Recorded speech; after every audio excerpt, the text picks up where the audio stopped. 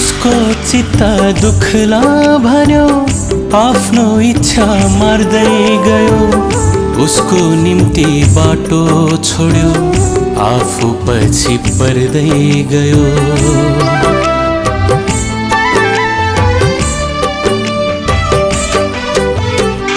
उसको चित्त दुखला भन्यो, आफ्नो इच्छा मार्दै गयो। उसको निम्ति बाटो छोड्यो, आफू पछि पर्दै गयो। जहिले पनि आफूलाई अचानोमा राखे जस्तै छ।